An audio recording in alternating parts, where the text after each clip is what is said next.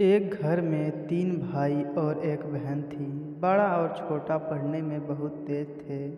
उनके माँ बाप उन चारों से बेहद प्यार करते थे, मगर मझले बेटे से थोड़ा परेशान थे। बड़ा बेटा पढ़ लिख कर डॉक्टर बन गया, छोटा भी पढ़ लिख कर इंजीनियर बन गया, मगर मझला बिल्कुल आवारा और गंवार बन के ही रह गया। सबकी शादी हो गई। बहन और मझले को छोड़ दोनों भाइयों ने लव मैरिज की थी। बहन की शादी भी अच्छे घराने में हुई थी।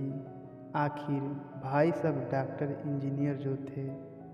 अब मझले को कोई लड़की नहीं मिल रही थी। बाप भी परेशान, माँ भी। बहन जब भी मायके से आती, सबसे पहले छोटे भाई और बड़े भैया से मिलती, मगर मझले से कम ही मिलती थी, क्योंकि वह न तो कुछ दे सकता था और न ही वह जल्दी घर पे मिलता था। वैसे वह दिहाड़ी मजदूरी करता था। पढ़ नहीं सका तो नौकरी कौन देता। मझले की शादी किए बिना पिताजी गुजर गए। माँ ने सोचा कहीं अब बंटवारे की बात न निकले, इसलिए अपने ही गांव से एक सीधी साधी लड़की से मझले की शादी करवा दी। शादी होते ही न जाने क्या हुआ कि मझला बड़े लगन से काम करने लगा। दोस्तों ने कहा, ए करण, आज अड्डे पे आना। करण, आज नहीं, फिर कभी। दोस्त, अरे तू शादी के बाद तो जैसे बीवी का गुलाम ही हो गया। करण, अरे ऐसी बात नहीं। कल मैं अकेला एक पेट था तो अपने लिए रोटी के हिस्से कमा लेता था।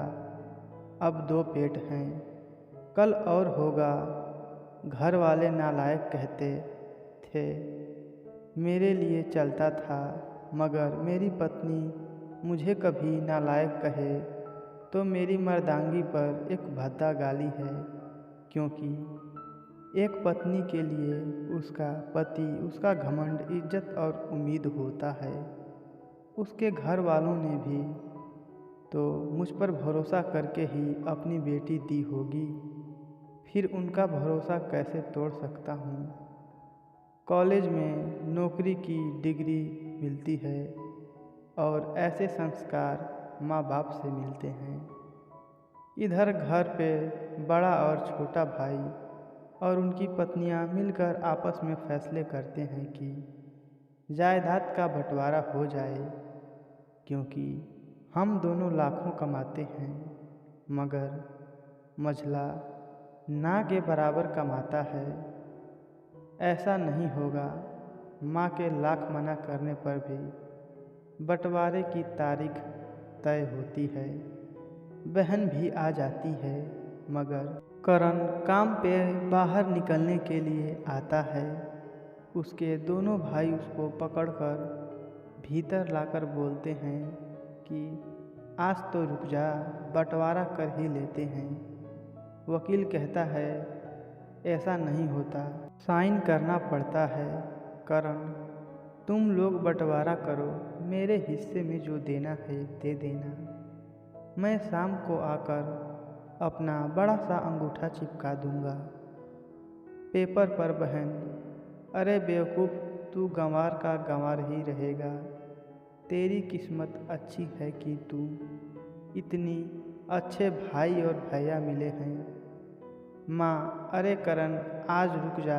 बंटवारे में कुल 10 बीघा ज़मीन में दोनों भाई 5-5 रख लेते हैं। एक और करण को पुश्तैनी घर छोड़ देते हैं। तभी करण जोर से चिल्लाता है, अरे हमारी छुटकी का हिस्सा कौन सा है। दोनों भाई हंसकर बोलते हैं, अरे मूर्ख, बंटवारा भाइयों में होता है और बहनों के हिस्से में सिर्फ उसका मायका ही है। करण, ओह, शायद पढ़ा लिखा न होना भी मूर्खता ही है। ठीक है, आप दोनों ऐसा करो, मेरे हिस्से की वसीयत मेरी बहन छुटकी के नाम कर दो। दोनों भाई चकित होकर बोलते हैं। और तू? करण माँ की ओर देख के मुस्कुरा के बोलता है, मेरे हिस्से में माँ है ना। फिर अपनी बीवी की ओर देखकर बोलता है मुस्कुरा के, क्यों चांदनी जी, क्या मैंने गलत कहा? चांदनी अपनी सास से लिपट कर कहती है, इससे बड़ी वसीयत क्या होगी मेरे लिए कि मुझे माँ जैसी सासू मिली और बाप जैसा ख्याल रखने वाला पति। बस यही शब्द थे जो बंटवारे को सन्नाटा में बदल दिया। बहन दौड़कर अपने गंवार भैया के गले लगकर रोते हुए कहती है कि माफ़ कर दो भैया मुझे, क्योंकि मैं आपको समझ ना सकी। करण, इस घर में तेरा भी उतना ही अधिकार है जितना हम सभी का है। माँ का चुनाव इसलिए किया ताकि तुम सब हमेशा मुझे याद आते रहो, क्योंकि ये वही कोख है जहाँ हमने 9 महीने गुजारे। माँ के साथ तुम्हारी यादों को भी मैं रख रहा हूँ। दोनों भाई दौड़कर मंझले से गले मिलकर रोते रोते कहते हैं, आज तो तू सचमुच का बाबा लग रहा है। सबकी पलकों पे आंसू ही आंसू थे। सब एक साथ फिर से रहने लगते हैं। दोस्तों, यह कहानी आपको कैसी लगी हमें कमेंट बॉक्स में लिख कर ज़रूर बताएं। धन्यवाद दोस्तों।